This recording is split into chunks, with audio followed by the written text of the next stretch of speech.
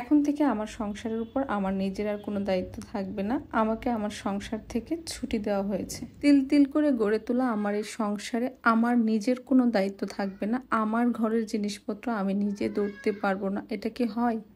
আসুন আপনাদেরকে দেখাই আসলে আমার সংসারে কি হয়েছে, কেন আমাকে আমার সংসারের কোনো জিনিসে আর হাত দিতে দেবে না। গতকাল থেকে যেহেতু সব কর্মক্ষেত্র বন্ধ, আমরা পূজার ছুটি পেয়েছি, তাই আমার হাজব্যান্ড আর বাচ্চারা আমাকে সংসারেও ছুটি দিয়েছে। আজকে সকালে ঘুম থেকে উঠেই দেখি ওদের সকালে নাস্তা করা শেষ।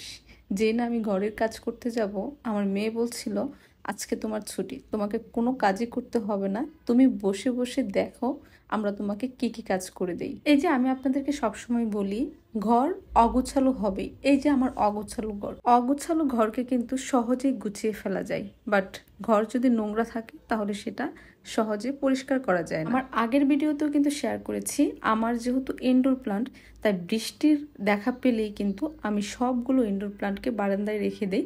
যে কয়দিন বৃষ্টি থাকে বৃষ্টির পানিতে ওরা ভালো করে গোসল করে, এতে পাতাগুলো সতেজ হয়, তারপরে আমি আবার ঘরে নিয়ে আসি।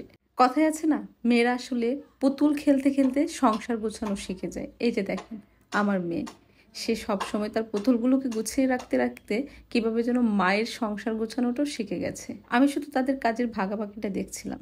শক্ত কাজগুলো যেমন বাহিরের পুরুষরা করে থাকে, আজকেও কিন্তু তারা ঠিক এমনভাবেই করছিল। এই যে বাবা ছেলে মিলে বাড়ি কাজগুলো করে দিচ্ছিল আর বোনকে দিয়েছিল ঘরের কাজ করতে। আমি যেহেতু কিছুদিন পর পরই আমার পর্দাগুলোকে ধুয়ে দিই, নতুন নতুন করে এক একবার ডিজাইন করার চেষ্টা করি। আজকে তাদের উদ্দেশ্য ছিল আমার ঘরটাকেও তারা ঠিক এমনভাবেই কিছু একটা করবে। যদিও কালার কম্বিনেশন খুব একটা ভালো হয়নি, বাট তারা নিজেরা আমার ডিরেকশন ছাড়া যতটুকু করেছে আমি এতেই অনেক বেশি খুশি। আসলে মেয়েরা কিন্তু মায়ের থেকে ঘর গোছানোটা শেখে।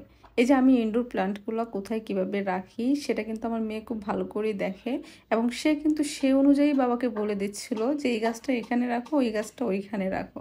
আর সবচাইতে ভালো কাজ যেটা আমার হাজব্যান্ড করে দিয়েছে এই কাজটা, আমার এই মানি প্লান্টটা বোতলের পানিতে অনেক বেশি বেড়ে গিয়েছিল, সেটাতে সে মাটিতে পুঁতে দিয়েছে এবং সেটা এনে ঘরের এক জায়গায় সুন্দর করে লাগিয়ে দিয়েছে। বিষয়টা আমার কাছে অনেক ভালো লেগেছে।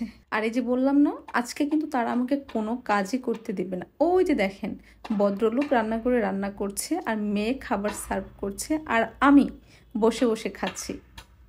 মাঝে মাঝে সংসার থেকে এমন ছুটি পেলে কিন্তু মন্দ হয় না।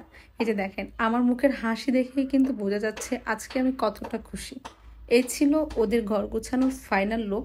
তারা যথেষ্ট চেষ্টা করেছে সুন্দর করে আমার ঘরটাকে গুছিয়ে দেওয়ার। আমার কাছে মনে হচ্ছে আমার লাইফের স্পেশাল ছুটি হচ্ছে এটা। আমার ছুটিটাকে এত এত স্পেশাল করে দেওয়ার জন্য আমার সন্তানদের এবং হাজব্যান্ডকে অনেক অনেক ধন্যবাদ।